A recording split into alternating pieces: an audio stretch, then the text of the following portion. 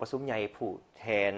ครั้งที่11ขององค์คณะพรรคแขวงคำมวนได้ไขขึ้นอย่างเป็นทางการในวันที่29กันยายน2025ที่สโมสรใหญ่ของแขวงคำมวนบรรดาผู้แทนได้พร้อมกันค้นคว้าและหับห้องเอาห่างรายงานการเมืองห่างบทสรุปการจัดตั้งปฏิบัติแผนพัฒนาเศรษฐกิจสังคม5 ปีครั้งที่10ของแขวงที่ซองแสงมาผลในการนำพาซี่นำจะตั้งปฏิบัติมติกองประชุมใหญ่ครั้งที่10ขององค์คณะพรรคแขวงใน5 ปีที่ผ่านมากองประชุมใหญ่ผู้แทนข้างที่11ขององค์คณะพรรคแขวงขมวนโดยการเข้าร่วมของสหายบุญทองชิดมณีกรรมการกรมการเมืองศูนย์กลางพรรคผู้ประจำการคณะเลขาธิการศูนย์กลางพรรคของประธานประเทศแห่งสาธารณรัฐประชาธิปไตยปาตสลาวมีบรรดาสหายคณะบริหารงานพรรคแขวงบรรดาสหายต่างหน้าจากศูนย์กลางแขวงบริคำไซแขวงสวรรณเขตและกองพลทหาร5ที่4พร้อมด้วยบรรดาสหายพนักงานอาวุโสบำนาญผู้แทน385สหายหญิง51สหายจากบรรดาเผ่าต่างๆที่ต่างหน้าให้เกสมาชิกพรรคจำนวน 23,464 สหายหญิง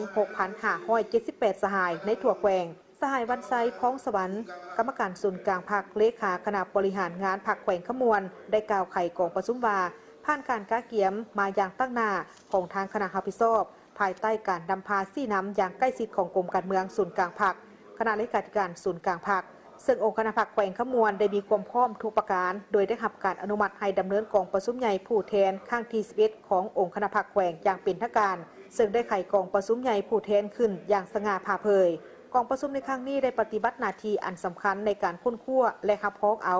ห่างรายงานการเมืองและห่างบทสรุปการจัดตั้งปฏิบัติแผนพัฒนาเศรษฐกิจสังคม5 ปีครั้งที่10ของแขวงซึ่งเป็นเอกสารสำคัญที่ส่งแสงถึงหมากผลในการนำพาซี่นำจัดตั้งปฏิบัติมติกองประชุมใหญ่ครั้งที่10ขององค์คณะพรรคแขวงในระยะ5 ปีผ่านมาและการกำหนดทิศทาง5 ปีต่อหน้าซึ่งเป็นการประกอบส่วนเข้าในการจัดตั้งปฏิบัติมติกองประชุมใหญ่ผู้แทนทั่วประเทศครั้งที่2ของพรรคเข้าสู่ชีวิตตัวจริงให้บรรลุผลสำเร็จตามคาดหมายที่วางไว้พร้อมกันนี้ก็ได้ค้นคว้าและรับพ้องเอาห่างบทสำรวจการนำพารวมของคณะบริหารงานพรรคแขวงในระยะ5 ปีที่ผ่านมาจากนั้นกองประชุมใหญ่ก็ได้ดำเนินการเลือกตั้งเอาคณะบริหารงานพรรคแขวงสุดใหม่เพื่อสืบต่อนำพาซี่นำจัดตั้งปฏิบัติมติกองประชุมใหญ่ครั้งที่11ขององค์คณะพรรคแขวงให้มีผลสำเร็จ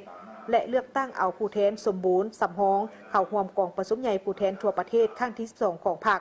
กองประชุมใหญ่ครั้งนี้ได้รับฟังคำเห็นโอลมซี่น้ำจากสหายบุญทองจิตมณีเพื่อเป็นทิศให้แก่การเคลื่อนไหวเวียกงานขององค์คณะพรรคแขวงขมวนสุดใหม่กองประชุมใหญ่ผู้แทนข้างที่11ขององค์คณะพรรคแขวงขมวนในครั้งนี้เป็นเหตุการณ์การเมืองที่เป็นบาดเลี่ยวที่สำคัญเพื่อการสร้างการหันเปลี่ยนอย่างแข็งแรงเลือกซึ้งรอบด้านภายใต้คำขวัญรับประกันให้ทุกคันนำพาคุ้มครองเข้มแข็งนักแน่นนำไส้ทุกทางแห่งที่บ่มซ่อนพัฒนาเศรษฐกิจกสิกรรมอุตสาหกรรมปรุงแต่งการบริการและการท่องเที่ยวเข้มแข็งทันสมัยสีเขียวและยืนยงแก้ไขความทุกข์ยากของประชาชนให้ทั่วถึงนักแน่นฉะนั้นเพื่อเฮ็ดหน้าที่อันสำคัญคือดังกล่าวนั้นสหายวันไซพ้องสวรรค์ก็ได้เรียกร้องให้บรรดาสหายที่เข้าร่วมกองประชุมต้องได้เสิร์ชสูสติตื่นตัวและความรับผิดชอบการเมืองก็คือสิทธิ์เป็นเจ้าของผู้แทนให้สูงขึ้นปฏิบัติระเบียบและวาระของกองประชุมอย่างเข้มงวดพร้อมกันค้นคว้าประกอบความเห็นเข้าใส่ห่างรายงานการเมืองและแผนพัฒนาเศรษฐกิจสังคม5 ปีในต่อหน้าให้เลือกซึ่งถูกต้องสอดคล้องกับทางแห่งที่บ่มซ่อนของแขวงและพิจารณาให้เลือกซึ่งรอบคอบในการเลือกตั้งเอาคณะบริหารงานพรรคแขวงสุดใหม่และเลือกตั้งเอาผู้แทนไปร่วมกองประชุมใหญ่ผู้แทนทั่วประเทศครั้งที่12ของพรรคทางนี้ก็เพื่อให้กองประชุมใหญ่ครั้งที่11ขององค์คณะพรรคแขวงขมวนให้บรรลุผลสำเร็จอย่างจบงาม